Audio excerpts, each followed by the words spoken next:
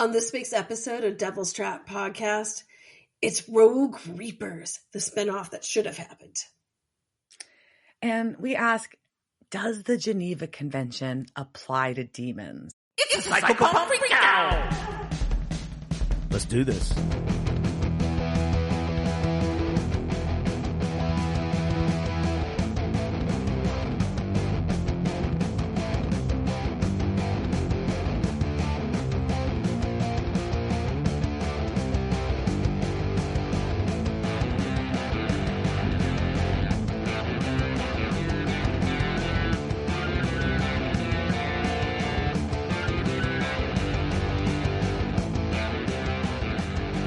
Welcome to this week's episode of Devil's Trap podcast. I'm Diana. I'm Liz. I almost said I'm Diana. We're going to talk about season 8, episode 19, Taxi Driver. But first, are you talking to me? Yeah. Are you talking to me? Yeah. Talking to you. Talking to me. It's a taxi driver joke. I know. It's like, so I was in Which I've only seen that once. Okay.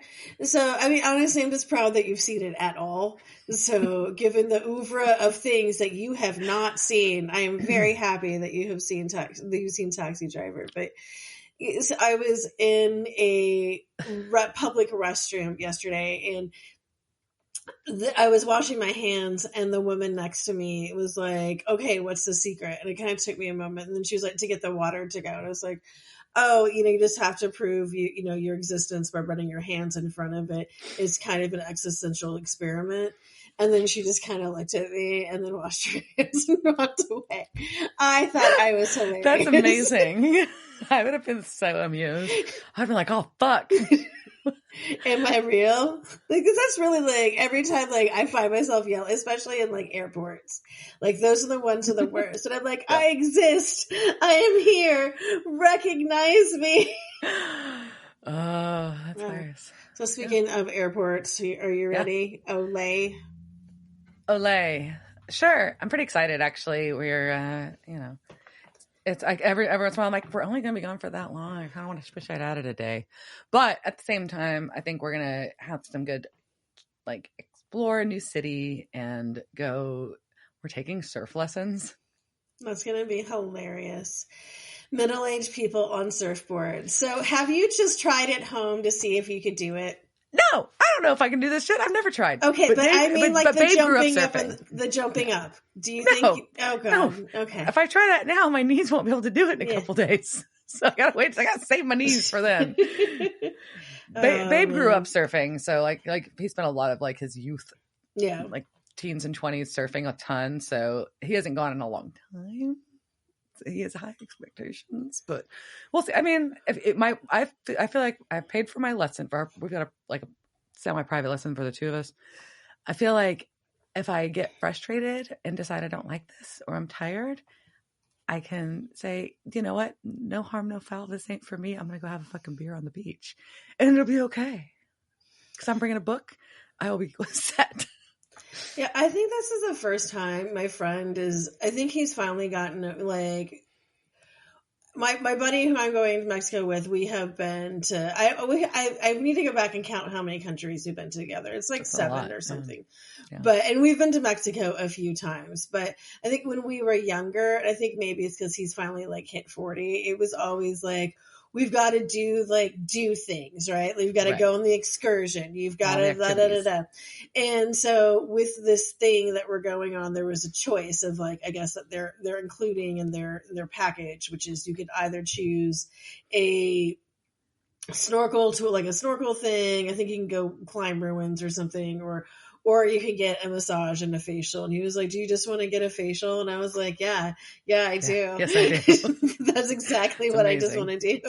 I don't want to go out and but I do kind of and I probably will go out on my own. Right. But I also know anything we may be a little, I don't want to use the word elite or snobbish, but particular. I am particular about what excursions I go out, who I go with. I don't like going on the overpriced ones, and I don't want to end up with a bunch of families and their fucking kids. Yeah. So I would much rather get there and pick out my own thing, or just go wander off and But it's this is one of those you remember when we did your wedding, the what do they call it? The Riviera Maya thing, you've got to go down and so you really can't, the area we're going to be at, I don't think you can even leave or explore really. Right. And so I think it's just going to be a lying on the beach type thing, which is probably good for you. Probably a good idea. Yeah. Yeah. I feel like we there's a couple activities I kind of want to do. I'm also concerned that I'm either going to be very tired from attempting to surf, or we're going to love it so much we'll want to go do it again the next day. And, or we can just hang out at the beach. Maybe you'll be like Skipper, right? And you're just going to or Gidget, and you're just going to take to it. You had to make sure you have a Gidget bikini and hair when you do it, at least. So, and sunglasses. So at least you get cute pictures of you on a surfboard. I don't think any of those things are going to happen. No. But either way, I'm going to be at a beach that people seem to really like. And it's funny that we're going to be on the opposite sides of Mexico at the same time. But it is what it is. We're like, wait, you just planned? Oh, shit. So did I. Oh, wait, when? What days? Well, but, I'm excited. It should be fun. I'm not excited about sitting in airplanes, but. That part doesn't bother me so much. I'm more just well, everything, my hips except I booked a very early morning flight on the way there, and I'm mad at myself. Just sitting in general, sucks, and my hips really hurt right now, and. So that's not fun. All parts of me are kind of sore. I mean, it's not we're in coach or anything, but But I do have this new seat cushion I got. I was like, maybe I'll just bring it with me, sit on my fancies. It's but it also feels like a booster seat. So I put it in my car, and I was like, oh, I can see over the steering wheel. All right, you ready to talk about Taxi Driver? Sure. So this was season 8, episode 19. It first aired April 3rd, 2013, and was directed by Guy Norman B and written by Russ Lemming and Buckner. I do like those two when they're together. So it's a very intense episode that I tried to warn Diana about. I was like, we could do this in the second one in a week, but it's a lot. I don't feel like I was sufficiently warned, but I'm going to let that slide. Because maybe I wasn't hearing, and that's okay. Sometimes that happens. So we start with a recap of Benny wanting to ride Dean. We have our recap where we've got Naomi again. We've got Benny and Purgatory specifically, and Kevin translating the trials. Those are our things. And that's really a really good key and guide to this episode, I'd say. So they did well done. I don't know. I was like, oh shit. But yeah, so this episode opens with Kevin sleeping, and he's got Crowley's voice in his head, calling him out, threatening him, and talking about how next time it won't just be a finger. And Kevin's standing there, and his limbs start falling off, and he starts bleeding profusely from their stumps. Yeah, it's very distressing. That is very upsetting. It was very, very upsetting. Yeah. But then Dean and Sam show up, and it's daytime, so we're just done with that now. Yeah, it's the next day. Surprise. So are we going to find Kevin with his limbs cut off? Or no, he's there. He is, he has a frying pan as a weapon. Unfortunately, it's not the new Dolly Parton cast iron frying pan. It's not. Which is quite attractive. There's a little butterfly in it. It is not the Dolly Parton one. It is just a classic cast iron pan, and tells them that Crowley is in his head. And Dean's like, no, man, it's just a dream. And Sam's like, where's Garth? I think it was weird. I feel it's weird that they just minimize his things, because I'm like, you guys have been around long enough that he might be in his head. He might be in his head. He could really have been doing this. Right? I would just dismiss him and be like, you tired. It was pretty dismissive. I think the other thing that I thought was real weird. So they were very dismissive. Now I will say I did have seen how on edge and Kevin ain't sleeping or eating right. So we know he's probably not, he's not doing well emotionally or mentally right now. So I think that probably played into why they played it down, but it's still bizarre. And then it was even weirder, I thought, when Sam asked where Garth is. And he's like, I don't know. I haven't seen him in a while. I'm like, well, he's out on a job or something. And like, they were really weird about like Garth just like they made it sound like Garth abandoned Kevin. And that doesn't sound Garthy. No, Garth probably had something to do and told Kevin. And Kevin just was like, okay. And like, heard him, but didn't hear him. He heard him, but he didn't listen. Yeah. So but they think he's overreacting, but he did do something. So there's a reason he called them. Yeah. He's got the second trial translated. No big. Just have to get an innocent soul, rescue it from hell, and deliver it unto heaven. Yeah, it seems pretty easy. No, and so they just need an expert to figure out how to move between heaven and hell. Yeah. So they call it Crossroads Demon, so, like you do. Question. Men of letters, motherfuckers. Like, you've got a bunker. Like, I am pretty sure somewhere in that bunker, I bet you there are instructions on how to do this. And I think, like, I mean, granted, maybe it's quicker just to do this, just to summon the demon and torture it. But I guess it seems messier. It does. I mean, so they've got this bald black demon shows up, and Dean's first question is, what happened to the hot chicks? Which is kind of funny. It is really funny when you think about how the Crossroads demons appear, right? And who they come to. But now, so we had this dude, and he's cool. I kind of like him. Yeah, he is. And basically, they demon trap him, and then they take him for torture. A large demon trap. Like, that was excessively large. Like, why did you make... Like, I guess he didn't know where he was going to land. That's why. They just needed, like, a broad coverage just in case. And they torture him by tying him to a chair and slowly pouring holy water on his head. It just seems really mean. I'm pretty sure it violates the Geneva Convention. Probably. Does the Geneva Convention apply to demons? That is, a thing that we will take up, later at our next world leader meeting, our next summit, or just otherworldly creatures in general. I'll just say that. Anyway, so but they're torturing him, and he's basically saying they want to know how to get into hell uninvited, and he's just saying it's secret, it's forbidden, they're gonna fucking kill me. I can't tell you. And then finally he says, fine. For a price, you can be smuggled in by a rogue reaper. Right. Because there's secret ways in and out. And he says that, so they're like hell's coyotes, right? Yes. Mm-hmm. And they're not. What they are Psycho-Pomps. And it is time for a Psycho-Pomp freak out. Psycho-Pomp freak out. Psycho-Pomp freak out. So Dave can make a song here for Psycho-Pomp freak out. It's hilarious. Earlier, Diana was talking about a band who has a song called Psychobilly Freakout. Psychobilly Freakout. So, are we doing lore? Yeah, so we are doing lore, and because Psycho-Pomps is I love a Psycho-Pomp because it's a fun thing to say, and it's just this, the simulation of psychobilly is popping up everywhere right now. So we are going to talk about the 15 most famous Psycho-Pomps from pantheons across the world. So there's a lot of P's that are popping, and I hope those are all over my mic. So this is from World History EDU mostly, and then I kind of peppered in things. But they're the ones who came up with the list. Okay. So I did not choose these, and these are not in order of their importance as Psycho-Pomps. So the first one is Anubis, and we all remember him from ancient Egypt, usually depicted as the man with the head of a black jackal or a full black jackal, and then Jensen jackals. Jensen jackals. I would like Jensen jackals to happen. Thank you. Also, I did not realize how cute jackals were until today, and I was looking this up and looking at all the vases, and they had like this really cute like jackal standing over a bench. So I was like, I had to buy this.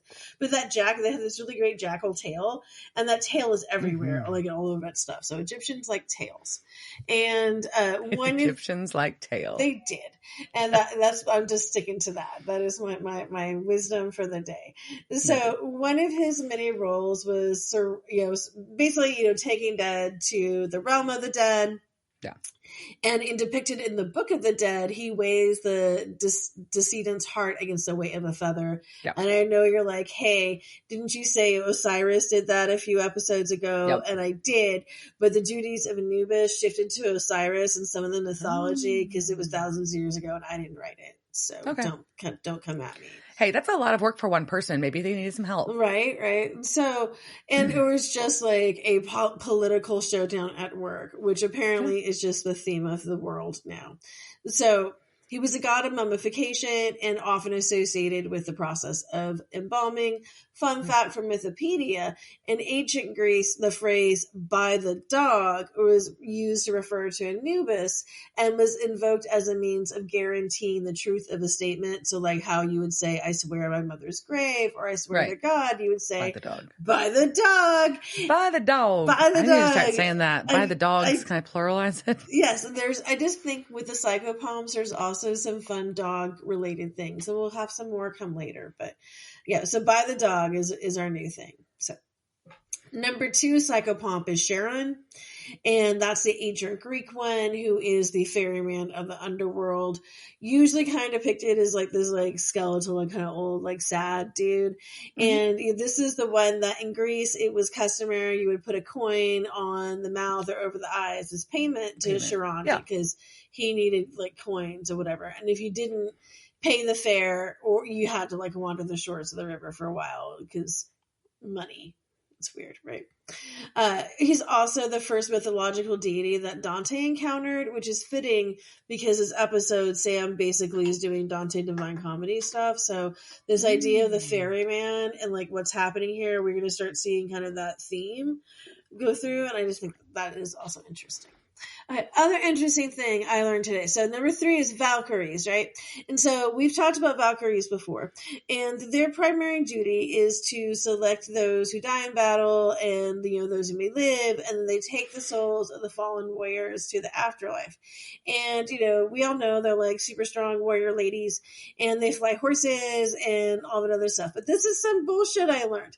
So, and maybe I learned it, I just forgot before, but the Valkyries serve mead to the warriors in Valhalla and keep their cups full. So they're basically the waitresses of Valhalla. Or because they're flying them there on the horses, they're like flight attendants. Like these are like Valkyries are basically flight attendants. Yeah, and I was just like, that's some bullshit, man. Like, why are you making these bitches like, that's not, the warriors should be filling up your cup. You took them to Valhalla. Lazy ass men, like God. Anyway, so they're also seen as protective spirits sometimes. So I just learned that today, and that made me mad. All right, number 3, Shinigami, and these are from the Japanese folklore. They are death spirits or gods, and they're in a lot of anime stuff. Right. And the word is a composite of the word kami or god and shi, which means death. And so they are the equivalent. They say they're like the Grim Reaper in Western culture, but they're not. They're sometimes depicted as small and childlike. Sometimes they're tall, skeletal women. They often have like black kimonos and have long white hair. And they did not appear in Japanese folklore until the 18th or 19th centuries. Oh, wow. And that was around when Western culture started influencing things and mixing with the Buddhism, the Taoist, and the Shinto beliefs.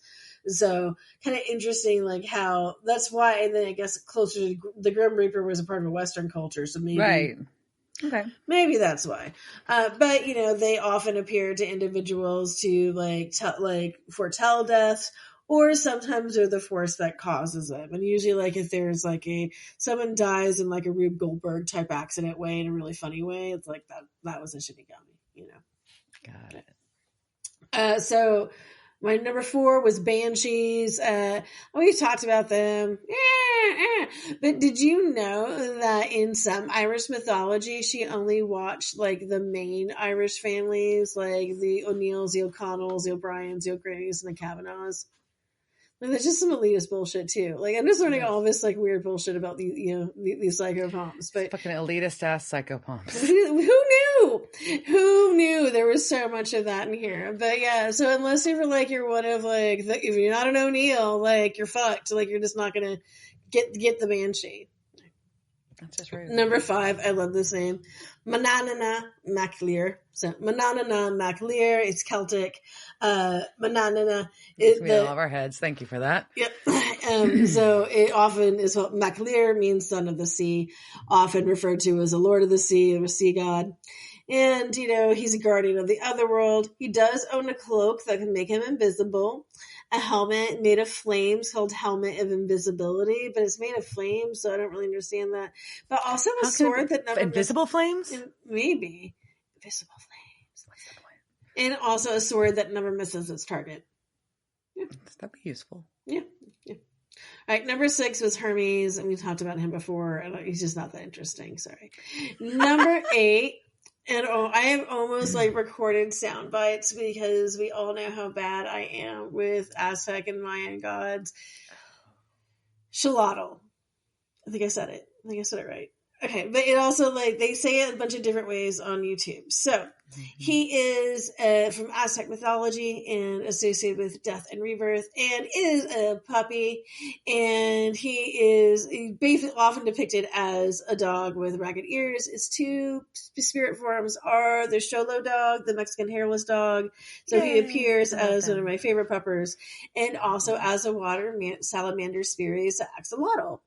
And I know I said both of those horribly, and I'm sorry, but sorry. All right. So, but I also learned this fun fact. So, in order to, there's a few different underworlds in Aztec mythology, but the main one, Mictlan, basically just simplified the main underworld, right? So to get there, you have to go through a bunch of trials, and one of them is you have to cross the land of dogs, and there is a river. And so, and there's a couple of different things that happen. So if you're, one of the things in mythology is if you're nice to dogs, you get to cross this river. But if you're mean to dogs in your life, you can't. So be nice to dogs. Or this other one that's really, really touching is that your dog from your life will be waiting for you at the river, so you don't have to cross by yourself. Well, this gets less endearing when dogs are sacrificed in order to wait there for them. So don't do that. Like, but it's really sweet to think about, like, your past puppers are all there to be your friends as, like, you're going to. Like, hi! Like, I want all, like, my fur babies to, like, be waiting for me. That'd be so great. That'd be nice. Aww. All right, so this next one is a Chulachaki, and I love this one. It's an Amazonian myth, a renowned figure in lore from various indigenous communities in the Amazon rainforest, especially in Peru. Often depicted as a small dwarf-like being with one normal foot and one that's either deformed or resembling the hoof of some animal or a deer. And I just always think those are adorable. What they say, like, they thought it was chilling. I think it's funny, but one of their greatest abilities is to shapeshift, right? So, but they will often assume the appearance of a loved one or familiar person to lure someone out to the woods. So they're like, hey, Diana, it's Dave. And, like, the Dave would, like, wheel a cat in the room. I'm like, well, I'm coming, Dave. But it's a Chucky. And I don't know what to do with you. Oh, yeah, then they reveal its form, and they just leave you in the woods. No. They just leave you straight That's in there. awful. That's funny. Anyway, terrible. So, but, yeah, they're also, they take you around. All right, so, number 9 or 10, my numbers are off. Hebei Wuchang. And that is Chinese mythology, and there are 2 parts of it. There's black impermanence and white impermanence. They're a pair of deities in Chinese folklore and Taoist mythology, and they're envoys of the underworld, so they escort spirits of the dead, right? So black impermanence is typically depicted as tall and dark with 2 large white eyes. He's often seen carrying a tall flag that helps guide the souls. And so it's like, you know, when you meet up with those guides in, like, Italy, like, I want to go see, like, the Sistine Chapel, and you go meet the tour flag. So that is follow me, guys. Follow me. We're going to the underworld. Can you see my yellow flag? See my little flag. All right. But the other one is white impermanence, and they are shorter, pale, and typically wear a white robe. And they have a fan to communicate with the souls. So that one I'm kind of picturing like that. So snaps it, and they're like, follow me, bitch. Snap it open. Ta-ta! And so he's also associated with those who died unexpectedly or by accident. All right, next one. Whiro, which is spelled Wiro, and I learned that the pronunciation of this was with an F, but they're from Maori mythology. And they're basically called the Lucifer of Maori mythology, Lord of darkness and embodiment of all evil, associated with underworld and death, embodiment of malevolent forces, and opposition to the positive element of the cosmological framework. But I mean, yeah, he seems to kind of just a normal death dude.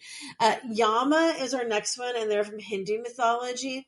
And in Hinduism, Yama is typically blue-skinned, 4 arms, and seated on his vahana, the buffalo. And it's 2 hands. He's got a mace, and he's got a lasso/noose. And the noose is symbolic of his ability to draw a person's soul from their body at their time of death. He's one of the ancient Vedic gods, and was in the Rig Veda, one of the oldest of the Vedas. Primary responsibility is one of those ways the virtues and sins, like we've seen some of these. Yeah. This one, Omokai, I think is how I say that. They're from an Ashanti religion, and they are so the first point, she's a woman.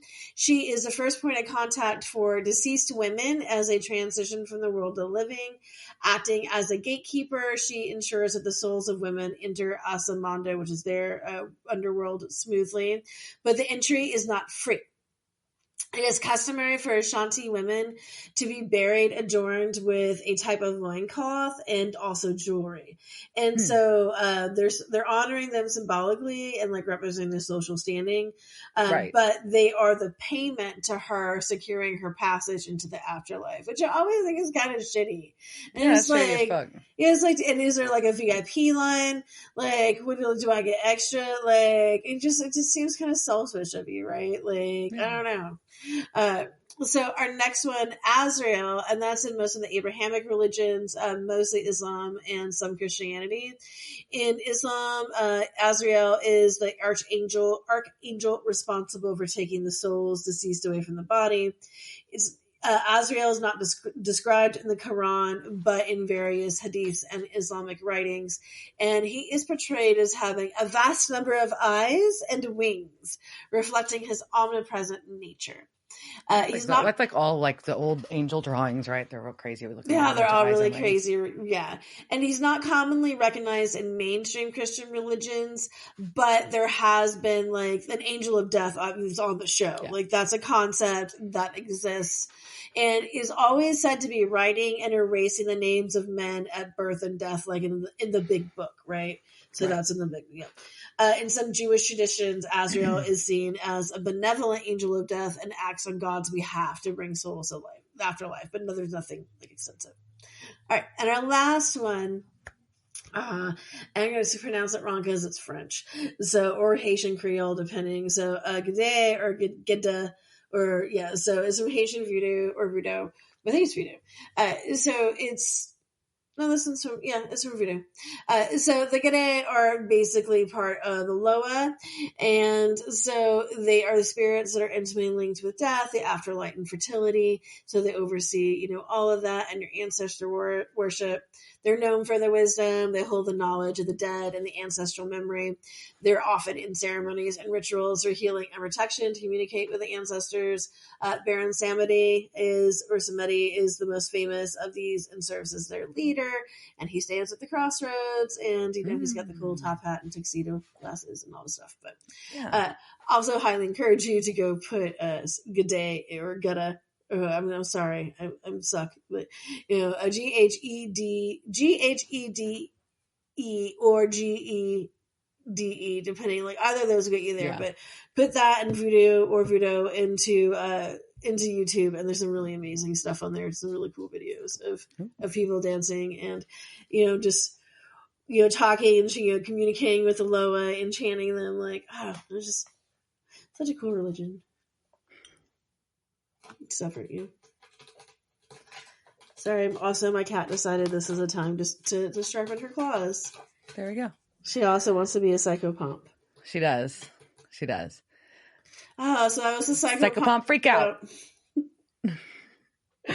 All right. Well, now we know that our Rogue Reapers are Psycho-Pomps, not Coyotes, basically.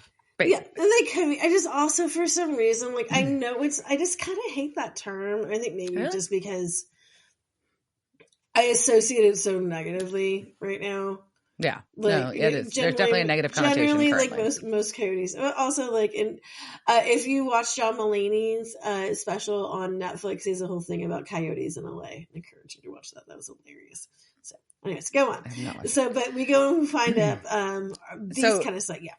Yeah. So now Sam and Dean want to find a rogue reaper, and also this demon's like, hey, you got to kill me now because I will be killed. It'll be worse than death for me to go back to Crowley. They're like, cool, we're just going to get more info out of you first. They're going to torture him more. It's really gross. Anyways, and then that we cut from that scene.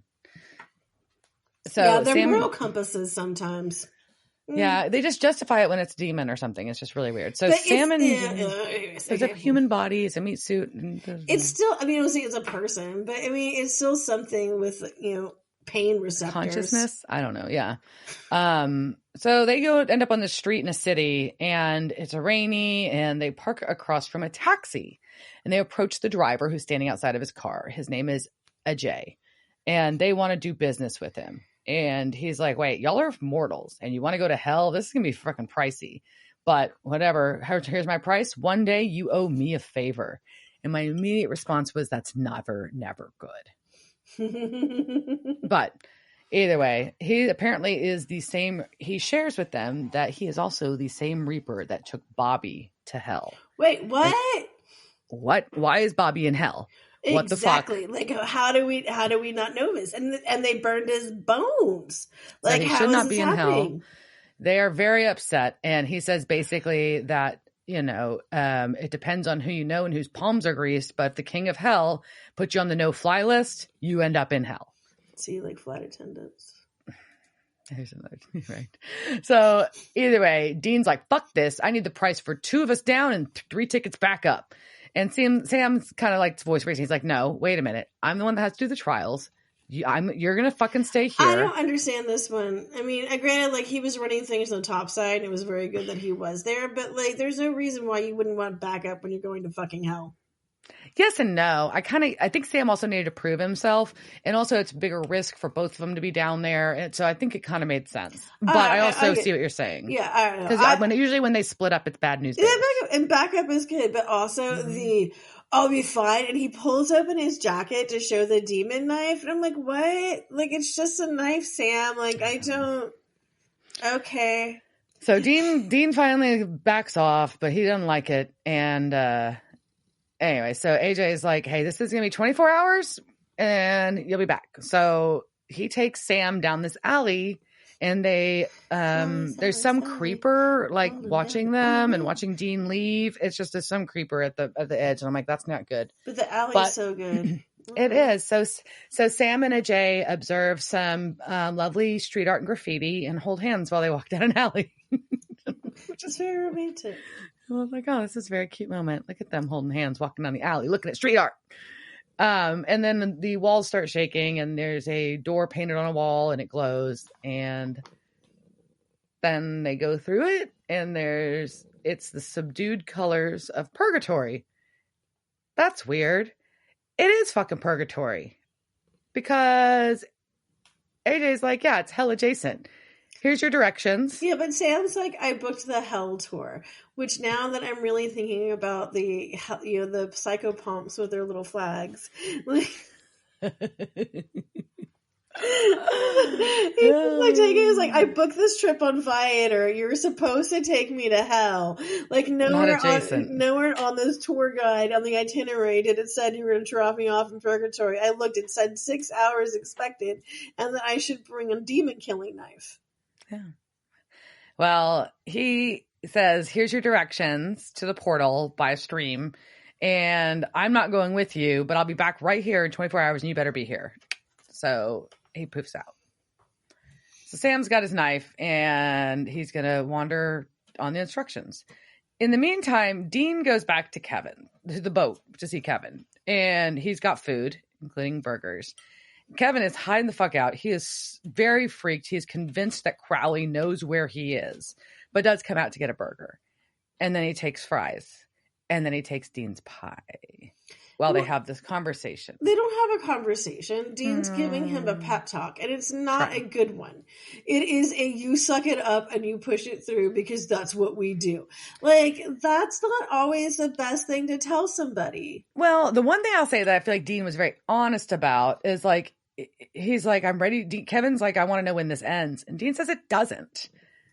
It doesn't. Like, this doesn't end. And so I think Kevin needs to hear that. No, Kevin doesn't need to hear that, because when you're having a breakdown and hearing that it doesn't end, it's not helpful. It's just not helpful to hear that it's not going to stop. And also sometimes when you're just really low on gas, and I will give the equivalent of today while I was in yoga and I was trying to do one more God, I could not do one more vinyasa because of haven't eating and I have no like energy and I have no more gas to like push through the pain of like my stupid 46-year-old shoulders that are like, I don't want to anymore. This hurts. There's nothing left here. Stop it. Like, you know, like someone telling me to suck it up and push it through. Like, that's not what I needed to hear. And that's not what Kevin needs to hear. Kevin is broken. He is hearing Crowley. He needs some support, not to be able to shut up and do his job. I'm not saying that it was a good pep talk. I just don't think that Dean should have lied. I'm glad Dean didn't lie to him about that. It is a radical acceptance that Kevin has to make that he is now a mythological being, but he also should know that he's a friend of the Winchesters, so he's just not going to live that long. And Dean is not the one to go to for emotional support. Fair. You know, he's the one that you go to for burgers and pie. Yes. So AJ is back in his cab in the alley, and now he's going to sit and wait for time to go get Sam, apparently, which seems like a terrible waste of time and resources for him to sit there, but whatever. Either way, Crowley's there, and that's not good. He wants an update and wants to know if AJ has anything to say to him. And basically, Crowley already knows that AJ made a deal with Sam because he had an operative. That's yes, but he's so sexy when he's asking. Just like, I know you're dealing with the Winchesters. I'm in your taxi. You're freelancing around. And then I don't know what happened to that cat. I'm sorry. I went to a different cat. Well, I don't know. Either way, Crowley is like, yeah, you don't get to freelance with the Winchesters. But he's really surprised that Sam wanted to go to hell.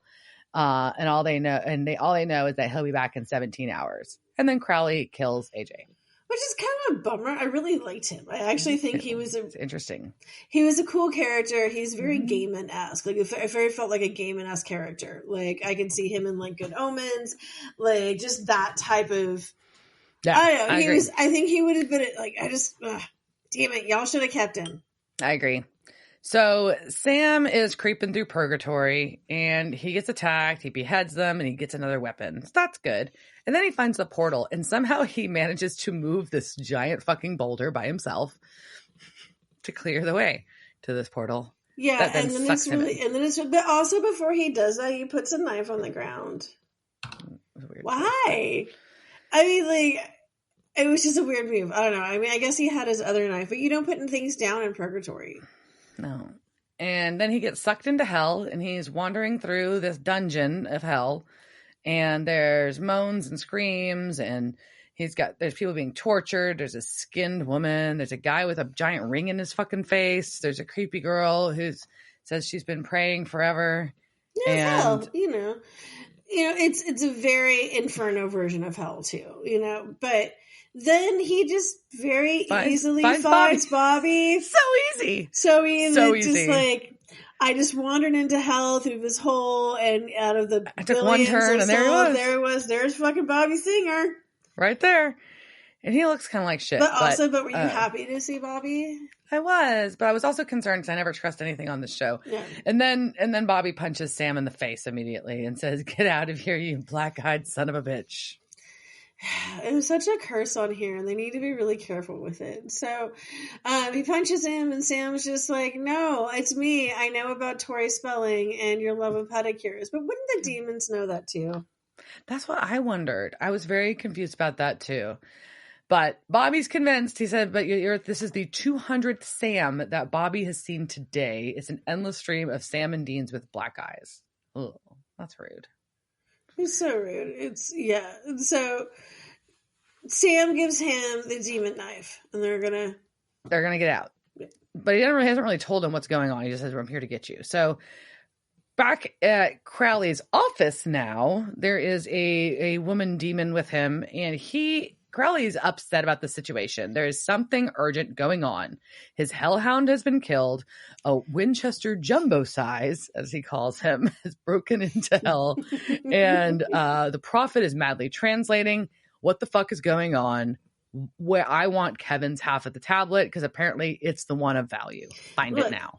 This is what happens when you treat all your workers like shit and you kill them, and then you get stuck with the temp, and the temp can't do her job because that's not what she was meant to do. This is all on you, upper management. Sorry. Your workers are only a reflection of yourself, Crowley.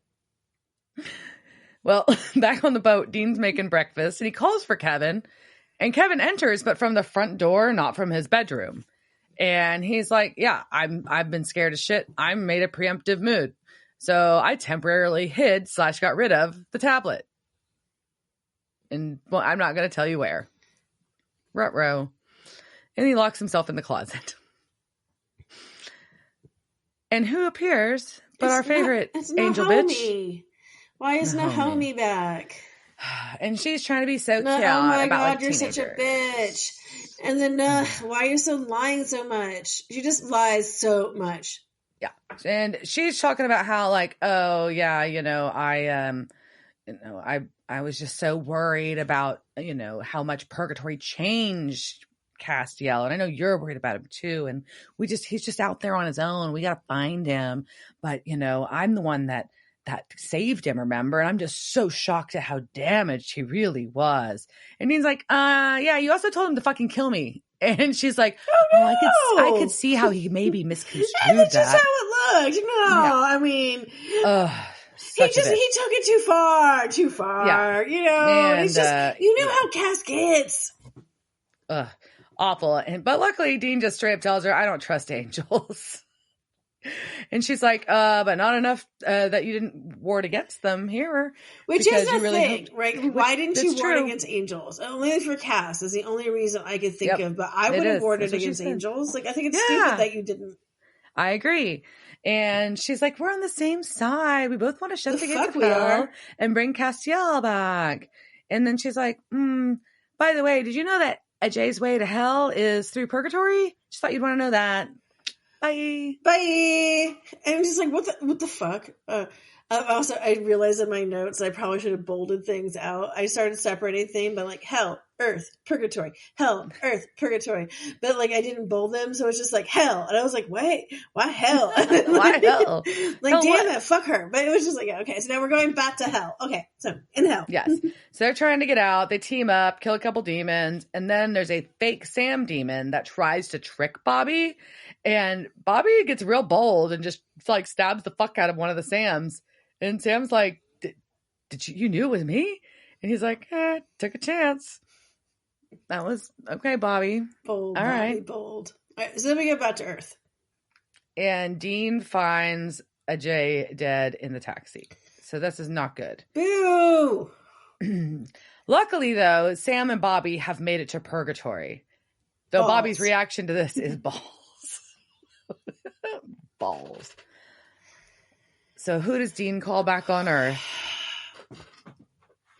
His purgatory buddy. He calls Benny. And they have the world's most awkward catch-up. They do, which is not a catch-up at all. But basically, Benny's getting by, but he ain't happy at all. But he's just happy to hear from Dean. Basically, though, Dean's asking Benny a favor. And you don't know exactly what it is, but you know it has something to do with Benny going to purgatory. So back in purgatory, Sam is explaining to Bobby what's going on with the trials. And Bobby's like, well, I could help. That'd be great. I don't want to be retired and sit on the sidelines. And he's like, well, your soul's got to go to heaven and your bones have been burned. So we really can't you can't really stay on Earth. Sorry. So, and we're missing a Psycho-Pomp. Yeah. So Bobby's like, well, shit. I don't really want to sit in a rocking chair all day, but whatever.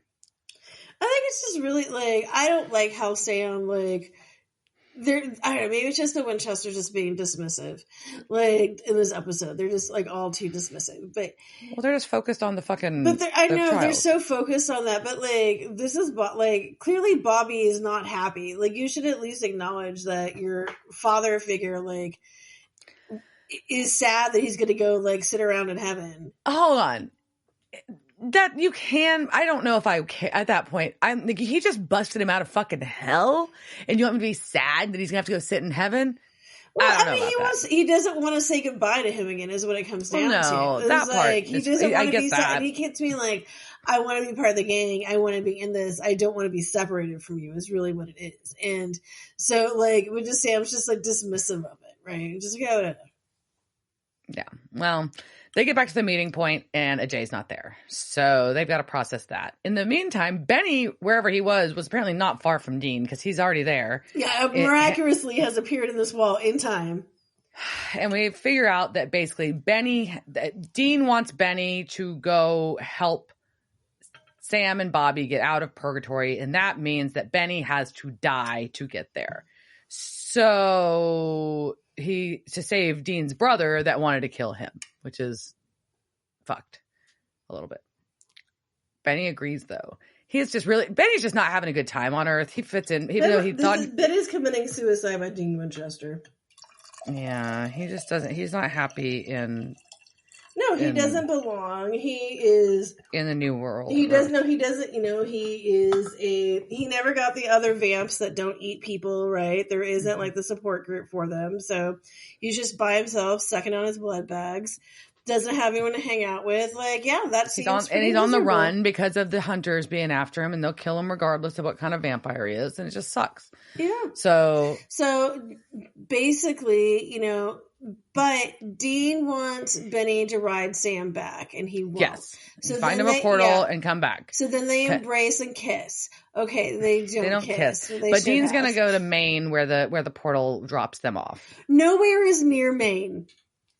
Nowhere. Everywhere is like 15 hours from Maine. Yeah, it doesn't make any sense. So I do like Benny says, "Not my first rodeo, man." Oh. And then Dean fucking cuts his head off. They found his head over by the snow cone machine. It's very upsetting. I don't like it. No, it was very distraught, and especially with how good like his teeth looked.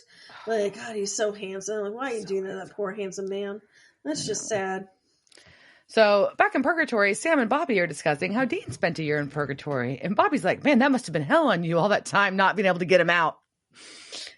And he's like, "You didn't try, right?" Yeah. And Sam's like, and Bobby's like, "Well," and Sam's like, "Well, we had an agreement." And Bobby's like, "Yeah, I know the agreement. It was my fucking idea. I know the damn agreement, but that doesn't mean you actually do it. It's a non-agreement. It's non-agreement." And, and I feel, and part of me like feels like, yeah, like Sam has been beaten up for this a lot, but also like, I still don't think he gets it right. And so I kind of feel like he deserves this. Like every time someone like, "What? Wait, you didn't even try? What'd you do for, like, it was just a year, right? Like, it wasn't like 10 years. It was like a year. Like, you didn't do shit. Like, okay."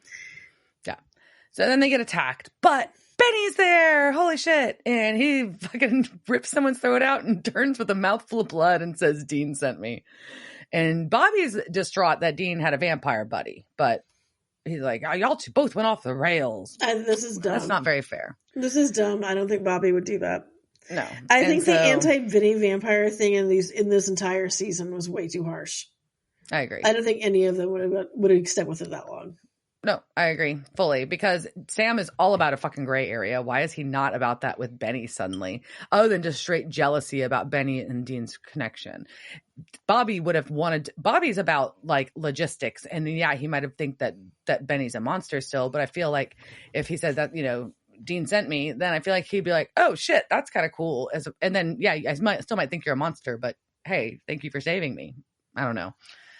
Anyways, so we've got Dean's driving Baby to Maine while he gets spied on. Sam is telling Benny that he knows that Benny saved Dean's ass in purgatory. And Benny's like, "Yeah, now I'm going to save yours. I'm a disgrace to my own people, though." So they get to the portal and get in my arm, get in my arm, get me, Betty, get inside me. Yeah, Bobby gets in. Bobby gets in Sam's arm. Bobby gets in Sam. His arm. Bobby runs and then Benny refuses. And he says no, because 3 vampires show up to attack them, and they call out Benny for being with Winchesters again. And he says, "Tell Dean I said goodbye. I'm never good up there." Yep. And then Sam gives him the new knife that he stole from the other guy, and then just leaves him to get his ass kicked because Sam sucks. And Sam leaves, and he's like not doing good.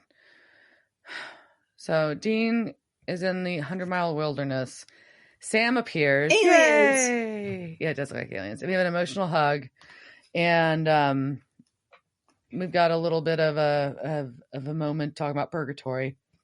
And they're both just so glad that they got Bobby out. But Sam has to tell Dean that Benny got them where they needed to be, but he used himself as bait and he didn't want to come back. And Dean is very sad. He is. But he's, between that, Sam's time to let Bobby out of his arm now. I don't know. That's weird. This thing's weird. I know. The whole get my arm is weird. I'm very glad. No lie. We are done with getting in my arm. As far as I know, this is the last time anybody rides inside of anybody. Riding in my forearm. Forearms. Riding in the forearm. I was trying to think. No, not foreskin. Forcep. I don't know why I said forcep. Oh my gosh. I forget what that muscle's called. I was going to try to be like real clever. Nope, not me today, apparently. But God. So, well, there we get a blue light. That's Bobby's soul, I guess, floating up into the trees. And then all of a sudden it turns black and it stops moving because fucking Crowley's there. He has trapped the soul. Trapped it in the woods. And he's like, sorry. Bobby belongs in hell for all the damage he did to all my demons. And that's all there is to it. So he flings Sam and Dean onto trees and pins them there. And who shows up? Your favorite Naomi is back. And she's like, no, you're not going to send Crowley's soul down, motherfucker. And she's like, yeah, I know. I know that the Winchesters freed an innocent soul from hell. And you wrongfully are trying to return it. And he calls her a bureaucrat. And that apparently is the wrong thing to say. I find that part really amazing. I appreciate that. And she is pissed when he says that she's a bureaucrat fighting outside her weight class. And she is not a bureaucrat. And shoots lights out of her eyes at Crowley. And he disappears. And Sam and Dean drop from the tree. And then she sends Bobby's soul up. Pretty funny. Like, that's the straw that broke her back. Don't call her a bureaucrat. Don't call me, if I called you a bureaucrat, I'm pretty sure something would come out of your eyes too. Probably. And she, once again, like, see, Dean, you can trust me. And she flaps out. Ugh.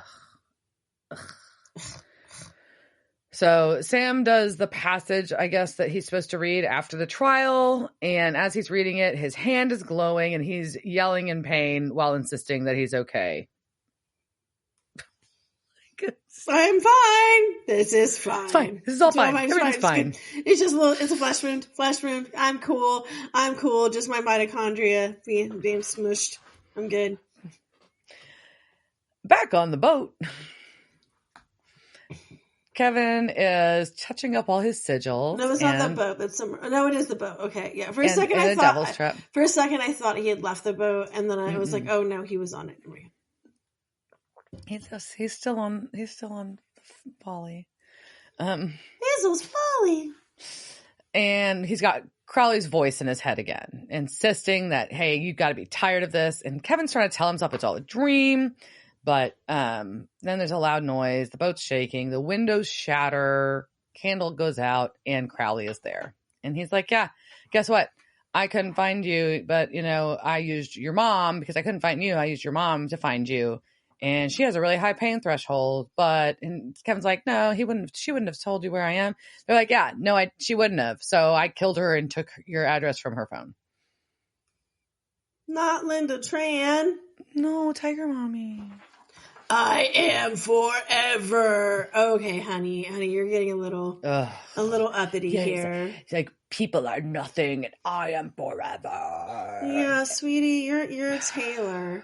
So yeah, this is what happens when you give some men some powers.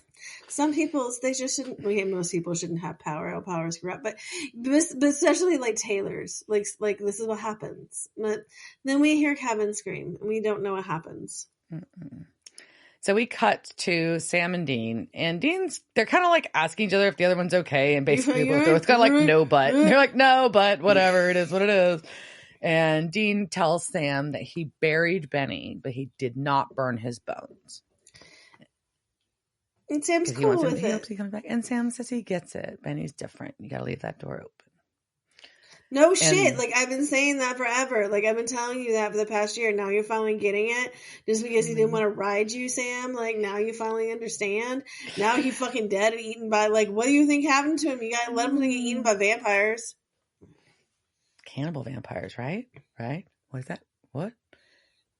Vanibals. Vanibals? Campfires. But they get to the boat. Like canopies, but the canopies. Campfires. Campfires. So they get to the boat, and it's all dark inside, and every indication that Kevin was ever there is completely gone. And Kevin is gone. And they are convinced that Kevin made a run for it. Which I think is stupid. Yes. Again. That's the first thing they think of. Like, you didn't even, consider voices that were Crowley. Everything is gone. It looks super neat. It's too perfect. Like, come on. So, they're being dum-dums. I know. Dumb Winchesters. Alright, so before we come to our conclusions about the dumb Winchesters, who was in this? Casting couch. It's the casting couch. Were they on that show that time with that guy? La la la la la la la la la la la. I've got a few folks. We've got Ajay was played by Asaf Cohen, He's been in episodes of Numbers, NCIS, Entourage, Ghost Whisperer, Reno 911, 24, Bones, Glee, CSI, Grey's Anatomy, This Is Us, and 911. He was Hassam in the TV show Heroes and Human Jaka in the TV show Weeds. You know, I would take a spinoff about Ajay. I would take his life being like, because he doesn't seem like the other Reapers. That'd be a cool story. Like this looks great. Like I would totally watch that. Drives a cab. That drives a cab. Yeah, I'm down for it. All right, pick that one up. Our Crossroads demon was played by Doron Bell. He's been in episodes of Fringe, Roadies, and The Hollow. He's actually also done a lot of voice work, including The Magic School Bus, G.I. Joe, Transformers, The Littlest Pet Shop, and a bunch of anime and video games. He was a science officer in the film 2012, and he was in a few episodes of Snowpiercer as Gardener, and then he's played an EMT in the TV show The Good Doctor, like more than 6 times, which I thought was interesting. And then he's been in a bunch of holiday Hallmark movies as well. And then which one is that? Our guard demon, which was our creeper, as I called him, that ratted on everybody, was James R. Bayless, and he's been in episodes of X-Files, Lucifer, Travelers, and Altered Carbon. Very cool. It was a good ensemble cast. Yeah, it was. Yeah, so I know I didn't prepare you enough, but it's not a bummer episode. No, it was just an emotional roller coaster. Yeah. I was very, very concerned about when it was alluded to that Bobby was coming back, because I wasn't ready for that emotional roller coaster, but it was okay. And then once you realize what was going on with Benny, it was very like heartwarming but sad. Does that make sense? Mm-hmm. Just like the sacrifice, but then also realizing it's partially self-serving sacrifice because he's so unhappy, and like the layers of that for Benny, and just Benny is just so beautiful that he's it was so pretty. He just now he's dead. It's pretty teeth. Oh But in the fact that, I mean, I also want to retract my prediction from last week, because now I was like, there's no way we're gonna get all the trials done. We're way too close to the end of the season. Yeah. Well, now we got 2 done. Okay, maybe I was wrong. We might get there. Yeah, sometimes they just go and at least here's a trial. We wrap the shit up at the end. We'll see. So I mean, it's there's still a few more episodes to go. Yeah. Yeah. So I may have underestimated. Don't underestimate the Winchesters. Yeah. What do you think? Anything about this one?